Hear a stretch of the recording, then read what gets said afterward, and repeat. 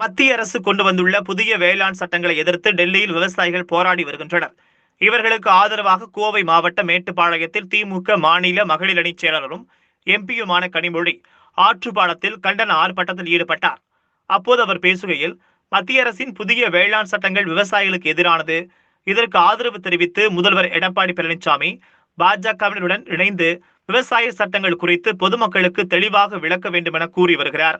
தமிழக மக்களுக்கு தற்போதைய தமிழக அரசு துரோகம் செய்யும் அரசாக உள்ளது எனவும், தற்போதைய தமிழக முதலமைச்சர் பதவிக்காக ஆரம்ப காலத்தில் அப்போதைய தமிழக முதல்வர் ஜெயலலிதாவின் காலிலும் அவரது மறைவுக்கு பின்னர் சசிகலாவின் காலிலும் விழுந்து முதலமைச்சர் பதவியை கைப்பற்றினார் என்றும், அதன்பின் இன்றைய அரசியல் சூழ்நிலையில் மத்திய அரசின் ஆட்சியில் உள்ள மோடி மற்றும் அமித்ஷா ஆகியோரின் காலில் விழுந்து வருகிறார் என்றும், தமிழகத்தில் தற்போது ஜனநாயகத்திற்கு விரோதமான ஆட்சி நடைபெற்று வருவதாகவும், இந்த புதிய விவசாய சட்டங்களால் விவசாயிகளை மத்திய மாநில அரசுகள் நேரடியாக கார்ப்பரேட் நிறுவனங்களுக்கு அடகு வைத்துள்ளதாகவும் குற்றம் சாட்டினார். தெரிவித்தார்கள். ஆனால் அதை பற்றி எல்லாம் கவலைப்படாமல் அந்த விவசாயிகளை அழைத்து பேசாமல் அந்த தனக்கு பெரும்பான்மை இருக்கிறது என்ற ஒரே காரணத்தால் பிஜேபி ஆட்சி அந்த சட்டங்களை நிறைவேற்றியே தீருவோம் என்பதில் உறுதியாக இருந்தது.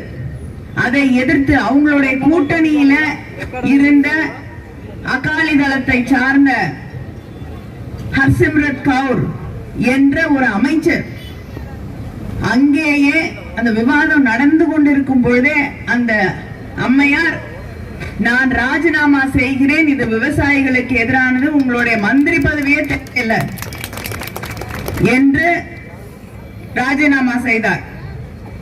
வேளாண் சட்டங்கள் மத்திய அரசாங்கத்தால் பிஜேபி ஆட்சியால்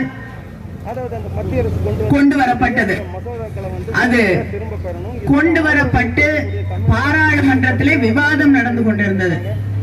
அந்த விவாதம் நடந்து கொண்டிருக்க அதே நேரத்திலே ஹரியானா, பஞ்சாப் போன்ற மாநிலங்களில் எல்லாம் விவசாயிகள் மிகப்பெரிய போராட்டங்களை கொண்டிருந்தார்கள். விவசாய போராட்டம் வெல்லட்டும்,